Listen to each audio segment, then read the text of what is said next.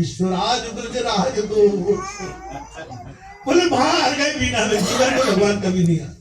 2 vote माता जी को ज्यादा मिल गए, माता जी का मंदिर बन गया।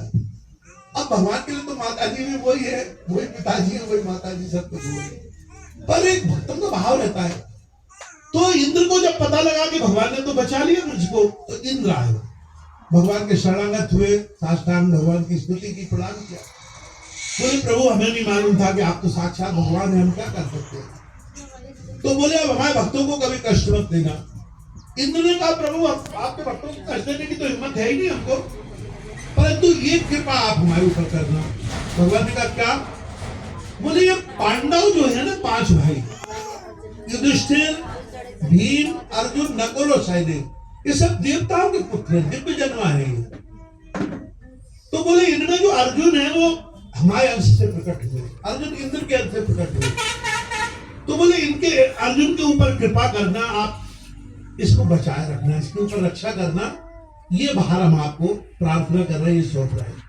तो भगवान हंसने लगे। भगवान ने कहा अर्जुन तो मेरे अति प्रिय है, पिछले जन्म में वो नर थे, अब नारायण थे, साथ साथ दोनों भाई के रूप में रहे, तो अर्जुन की रक्षा निश्चित करेंगे।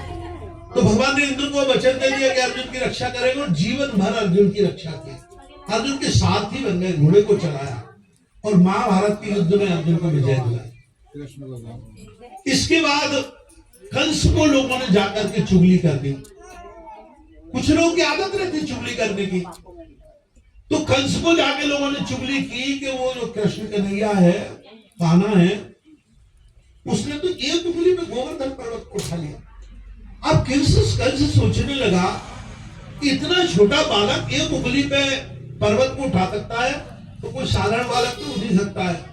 तो अब उसको पक्की बात समझ में आ गई कि यही बालक है जो मेरी मृत्यु का कारण है, अब किसी तरह इसको मारना है।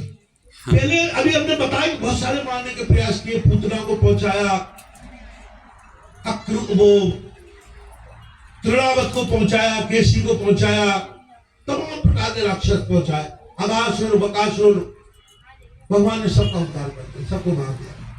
अब उसने क्या किया कि भगवान के ये रिश्ते में चाचा लगते थे, उनका नाम था अक्रूर। तो अपने सहायकों से पूछा उसने, चाणूर वगैरह थे, बोले अब ये बालक को कैसे मारा जाए, सारे राक्षस तो अपने फेल हो गए, कोई नहीं मार पाया, मारना तो है, अगर अपने नहीं मारा तो ये अपने को मार देगा। तो अक्रूर को कहा कि तुम एक काम करो, कंस के पास एक धनुष था, जैसे जनक जी के पास भगवान शिव का